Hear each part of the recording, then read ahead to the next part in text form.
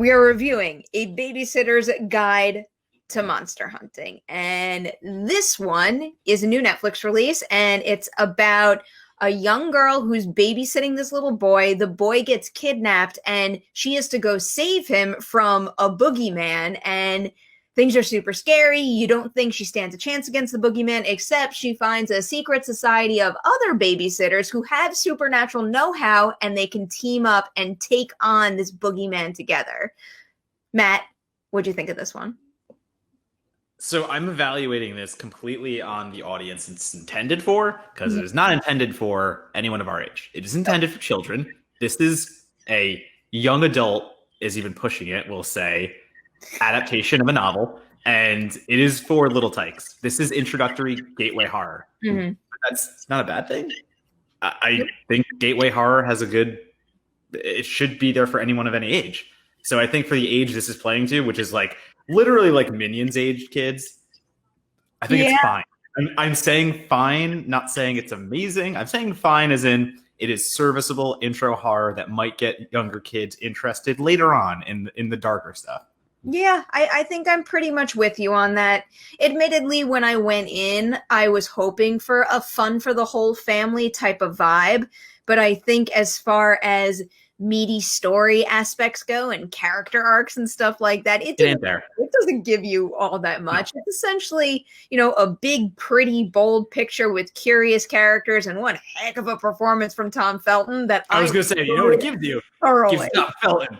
That's what it gives you. That might have been my favorite part of the movie. And I will say, the young ensemble in it is pretty good.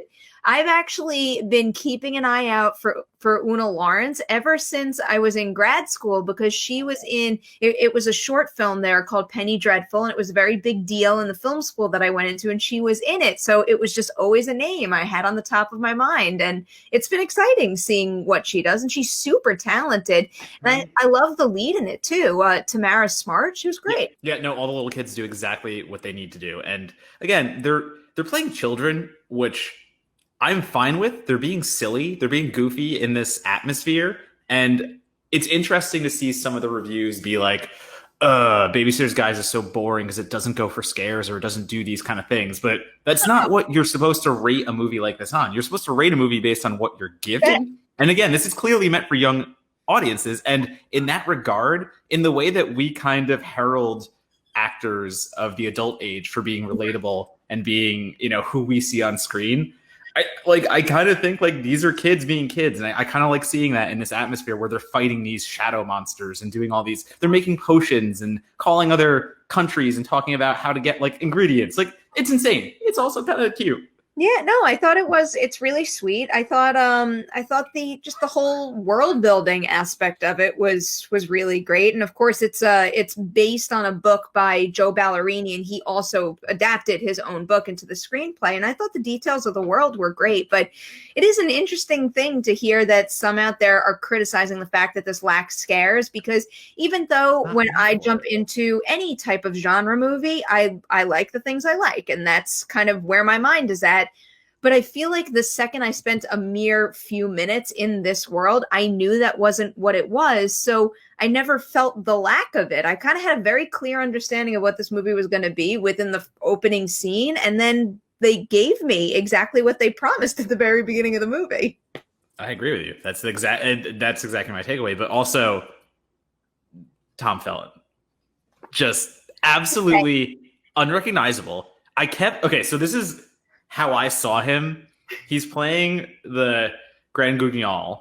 I think that's it, like this giant sleep demon. Yeah, like this giant sleep demon who has to capture the child who is abducted and harvest his nightmares to unleash upon the world. And when I say he is loving playing this villain, he is kind of like Tom Felton impersonating Dan Stevens, trying to play Russell Brand. And it is hilarious to me. I can kind of see touches of what you were just explaining. I know. That's why I said give Tom Felton some serious credit, though, because I don't think it was necessarily him just like playing a shtick and having fun. I genuinely thought that was a really good performance where that character could have been, like a silly, cartoonish villain, and he just made him feel real rich. And like grounded is not the right word, but he felt so true to that world where I wasn't just watching him and getting a kick necessarily out of Tom Felton playing that kind of character. I No, he's truly gone. got lost You in don't him. realize it's him. You don't realize it's him when you look at him, Real and that good. like he really does look like Dan Stevens a little bit. It was insane. Like I did see that, like looking at him, it looked like him, and he's like a transplant right out of Transylvania kind of deal. He just struts in. He's got this swagger about him. He sings at random parts. What he's doing, it works. It works.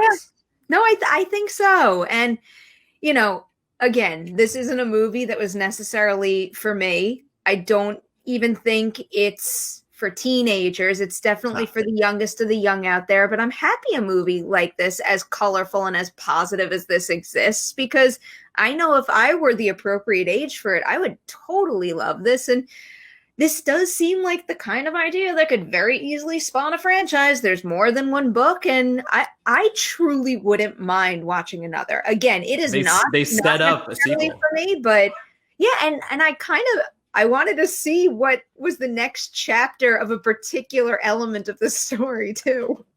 Well, I want to see who they cast as the person they tease at the end, because that's going to be whoever they cast for that's going to be great. I'd like to see that too. Can I tell you a story? Or not like a story, but I was talking to the writer, Joe, and he told me, because I was asking him what's one of the biggest differences between the book and the film, and they were talking about balancing scares with making the movie family friendly. And one part that he told me about from the book that I couldn't believe is, you know, India Moore's character, the cat lady. Yeah. The cat lady. In the book, the cat lady apparently is a lot darker. I forget the terminology he used, but one quality of this cat lady in the book is that she's so obsessed with her cats that she feeds herself to her cats, and that was deemed too much for the movie. I wonder why. When he told me that, though, like, someone needs to go and just look at my face at that part of the interview. I can't believe that was in the book. I like it. I'm into it. I mean, go weird, get weird. I feel like there's an R-rated adaptation where I might want to see that twisted story play out. Well, also, we have to give credit to Rachel Talalay, who is the director, and coming from a horror background, does well balancing, is what I will say. Again, it doesn't really have scares, but you can tell that someone who's in tune with the horror genre was in charge of this, because it still has the little notes underneath, and it still has the little horror architecture that it is existing throughout. So I respect to Rachel Talalay for coming in and, you know, bringing what she knew, but also letting the childhood nature of it all still thrive. I kind of want to watch it again because she told me that there's a Nightmare on Elm Street Easter egg somewhere in there. I was trying to look for one. I was honestly trying to look for one. Like, I guess there's certain touches to certain effects that might evoke like a Freddy imagery kind of thing, but it's all nightmare stuff. Yeah, it's all like literally it's a movie about nightmares. So something more specific, though, like a specific Easter egg I need to be looking for. I bet you it's in the canisters at the end when we see some of the nightmares swirling around. I bet you there's something in there. I don't know, but I think that alone might make me rewatch it. All right, Matt, it's Dewey time. What are you giving this out of 5 on the Dewey Decimal movie scale? Trace Duberts. I like that number, and I'm stealing that number. 3 out of 5 Deweys on the Dewey Decimal movie scale. I think the age recommendation here is what you should be paying attention to the most. It is definitely for the youngest of the young, but if you're a parent with young kids, I do think you're going to enjoy this enough if you all sit down and watch this together. And I'm glad the kiddos out there have this one. I get really excited when a movie there's comes not much. Yeah, well, yeah, like we don't get stuff like this that often. And I the other night I was rewatching Hocus Pocus because I do that all the time. Like, every time I put on Hocus Pocus, I always feel that desire to get another family-friendly Halloween or horror movie like that, so that I could share it with my little cousins and when my niece is old enough to tolerate a full feature film. I mean, the latest that we really have is just like Goosebumps and Goosebumps 2. And I mean, the first Goosebumps is awesome. I love the first Goosebumps. I'm not a huge fan of the second one. Yeah, second one's throwaway. It's missing Jack Black. It's missing some elements, but well, I mean, missing him in the sense. I don't know if people have seen it. Anyway, we'll leave it. Anyway, wait, leave it at that. I need to do some Patreon thanks for this review. You do. Because these fine folks helped make this review happen. Avery, Corey, Craig, LK, Paul, and Andrew. Great group right there. Longtime members of the Patreon team. And they are awesome. Thank you guys so much.